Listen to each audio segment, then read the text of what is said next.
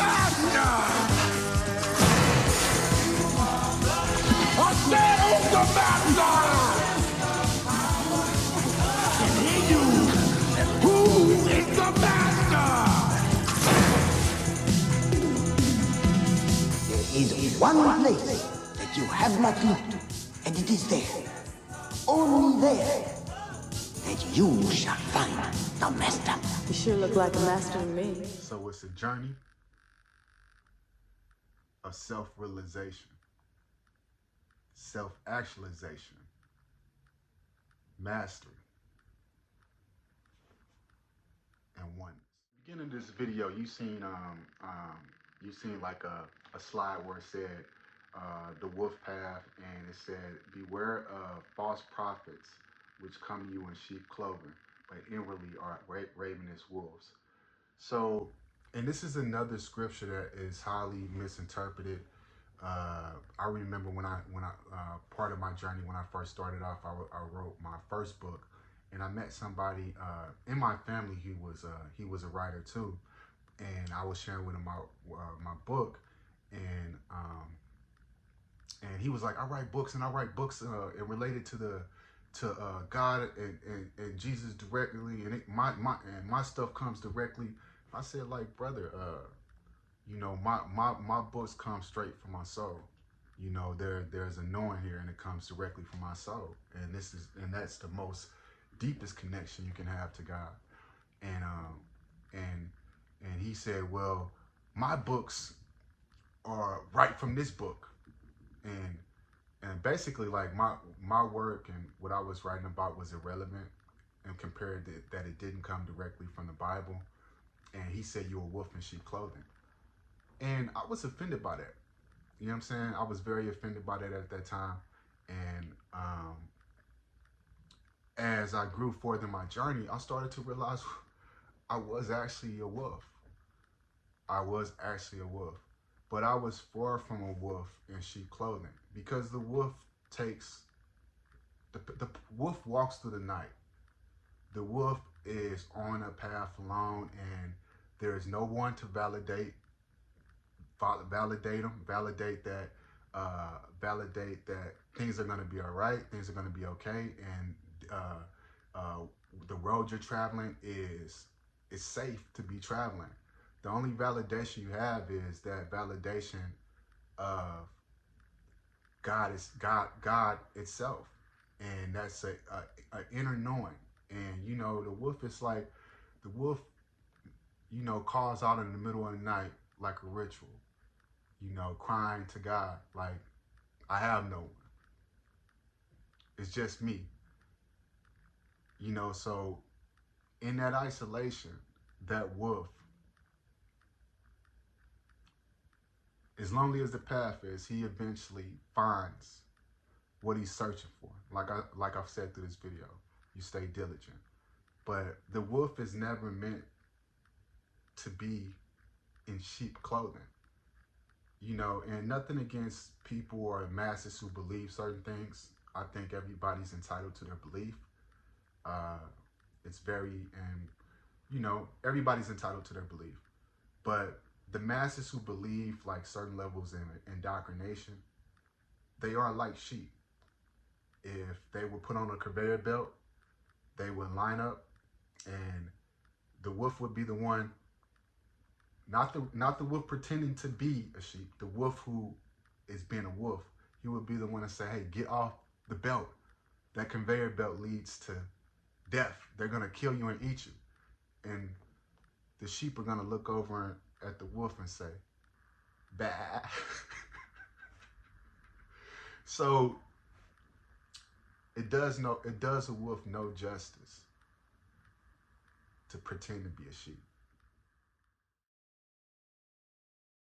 So I wanted to make this video here. This is probably like one of the last videos I'm gonna do talking about like my whole spiritual journey. I'll probably tap in every so often and make another video about like spirituality and stuff like that. But like really the last one I'm really gonna go into as far as like my journey. Cause like as far as my journey has come to like come full circle for me. It's come, you know, I feel like I've got what I needed out of my journey. So like, you know, for anybody who's been following me, a lot of this has been like me kind of like documenting my spiritual journey. And it didn't start uh, here, but roughly about 3 years ago, that's when like, you know, I really started documenting the path. And the path was me intentionally seeking to understand and establish a relationship with God and understand like understand God, the whole metaphysics of everything, and just me gaining my own understanding. You know, like outside of everything I've been taught, everything that I know, in the whole journey, like I don't necessarily feel like I chose it. The journey kind of chose me. You know, the journey kind of chose me, and I went on the journey, and you know, and the journey is very interesting uh, because once you go on it, you're moving into like a level of uncertainty, and you continue moving to uncertainty, and it's gonna challenge everything that you ever known. And I'm gonna tell you like the most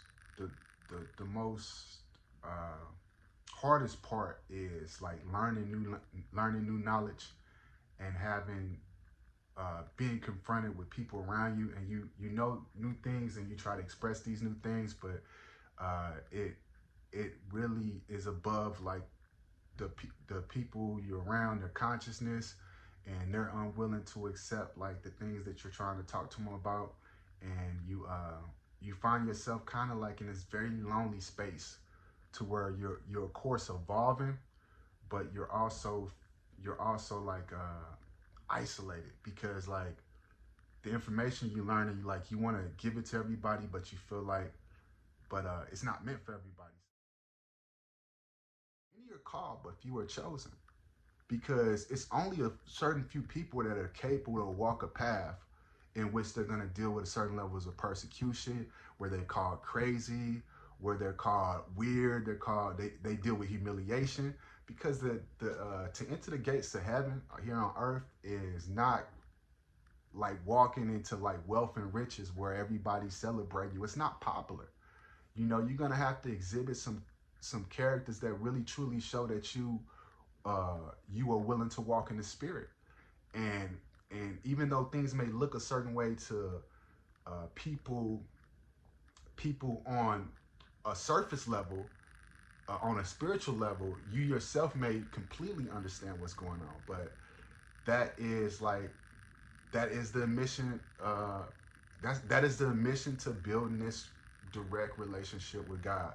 You know, you're not gonna get there by believing what you've been programmed to believe. You have to abandon all of that. You ever heard unlearn and relearn? You have to abandon all of that completely, and the chosen will go.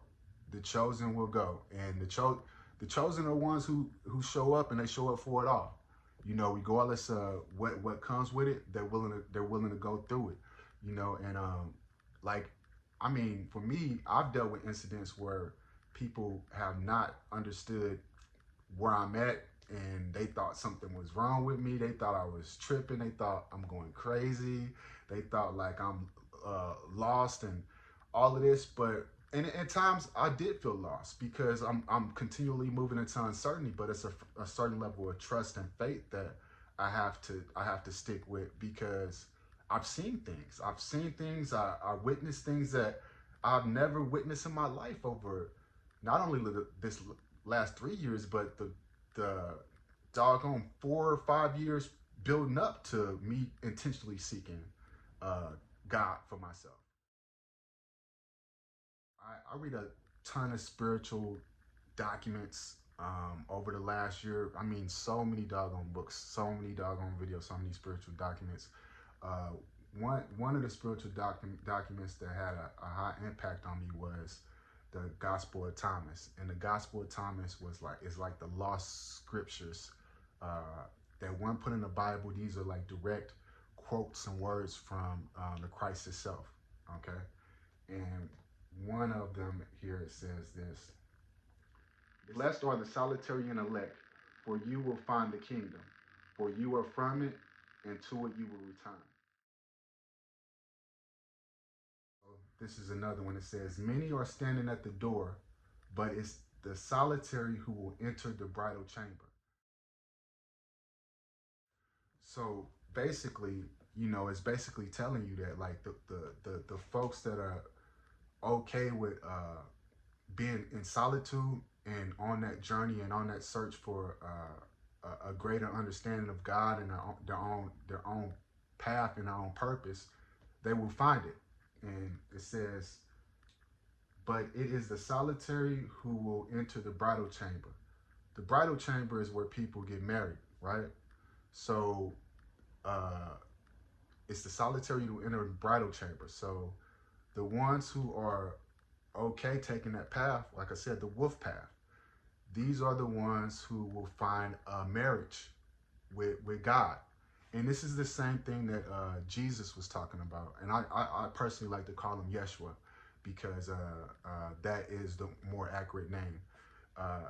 But this is what he was talking about when he said, I am my Father's son, me and the Father are one. This is a marriage. This is the marriage that that forms between you and God. And Jesus, let's get into this. Jesus was the man. Christ was the energy and the light of God that gave him the insights and gave him the knowledge of God. So like the truth Christ spoke and the knowledge that he had came directly from that connection, building that connection, that marriage between him and God. And he was one of the people that were like on the journey, the wolf path. You've heard the stories. He spent like adequate amounts of time in the desert. He was diligent in his searching and diligent searching for that connection. And that's why there's not much documents and stuff on Jesus prior to him showing up at 33 years old. You know what I mean? He was on a path for quite a bit of time.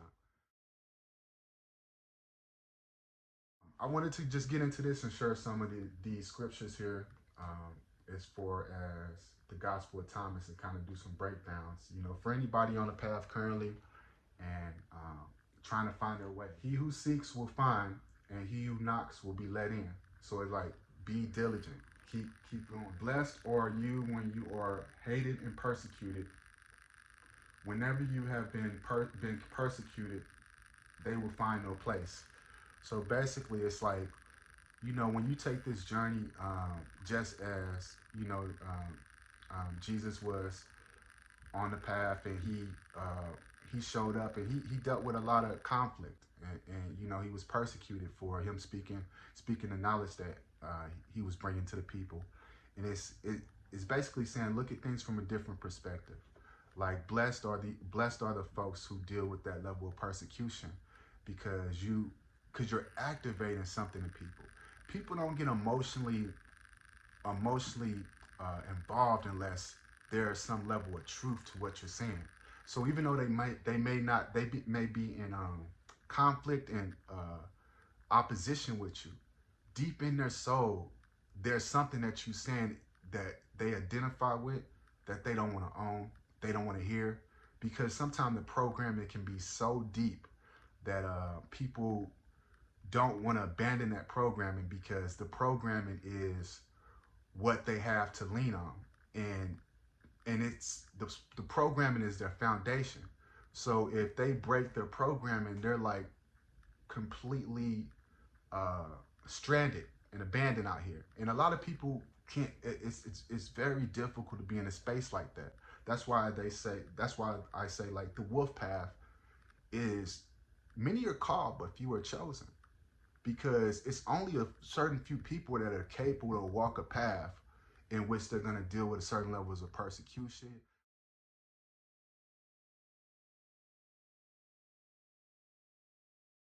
This is a very important one here, for everybody that, that has been programmed to believe that, you know, seeking heaven, you know, is something that you're gonna find once you suffered through life for 60 years and you've been righteous, then you're gonna find heaven there. You know, a lot of things, and especially with in the Christian religion, is the indoctrination, and that comes from a level of fear.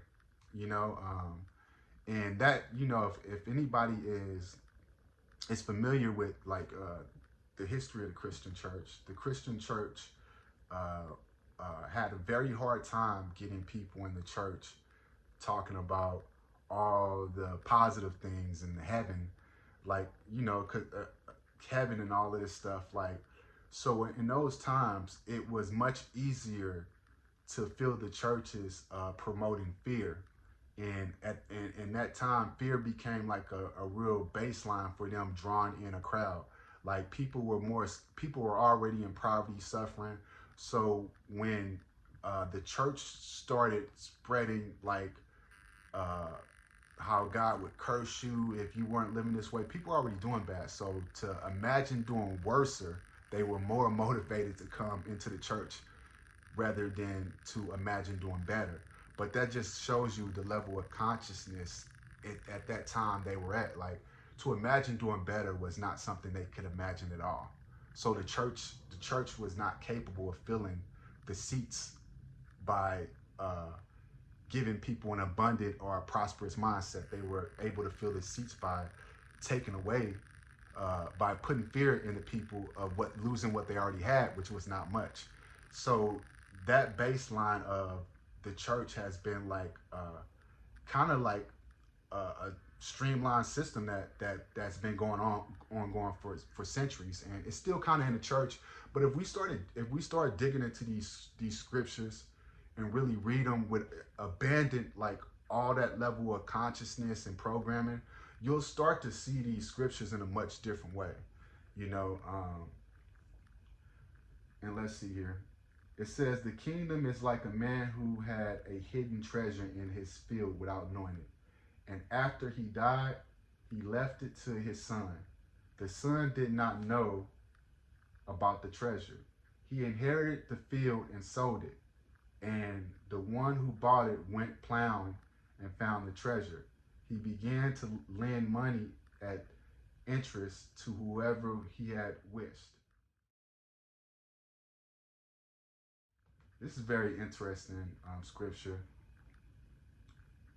It's saying sometimes we can overlook what God has given us because we expect wealth and we expect treasure to look a certain way, and the truth is, and what I found for myself, when I started this path, it was like, I'm gonna learn God, and I'm gonna once I learn God, I'm gonna learn to manifest and get rich, and I'm gonna be rich real quick, and over the time, as my mind developed, I started to understand what true wealth was, and I started to develop a different perspective on wealth, and I started to see people who were very rich worldly, uh, abandon themselves in a lot of ways to obtain that wealth, because this is the way this world is set up at some level, to where to obtain worldly riches, you have to, in most cases, abandon yourself at levels in which you go and interact with people, in which you abandon your morals to just get some money, because you may be hurting. There's a lot of ways in the world that we subtly abandon ourselves to chase like a worldly fortune. So as I traveled the path, I started to see a different level of riches. I remember when I first got on the internet, and I was talking about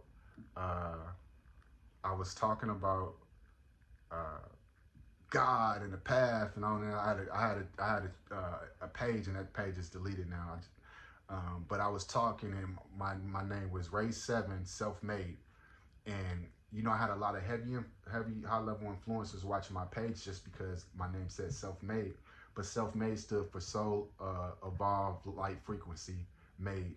You know what I'm saying? So it was a spiritual meaning for me, but most people looked at it like it was a monetary thing. So people were looking at my page. How are you? And I started to you know when you can see things that are directly connected to like what you're talking about, and people were kind of sending like subliminals and stuff. And maybe I was tripping, but for me, I don't think I was tripping. But I started to see how people were saying like, how are you gonna talk about wealth and this and this? I mean, how are you gonna talk about this and you're not rich and this and you're not rich and this and this? Because at that time when I started, I mean, this is just about 3 years ago. The internet was heavily flooded with content that was about monetary wealth, rich real estate wholesaling, be a marketer, and the start of Bitcoin and the digital blockchain and all of this stuff. It was heavily flooded with a lot of content that was just had people money hungry. And I had influencers on the internet like send me some subliminals like, how are you gonna do this? And it's really interesting to see the internet kind of like take a different form. And everybody's talking about like spirituality, everybody's talking about manifestation, everybody's talking about like all of these things as far as I see consciousness and conscious evolution. So it is it's interesting to see that happen. Staring at the world through my rearview, just looking back at the world from another level, you know what I mean? Staring.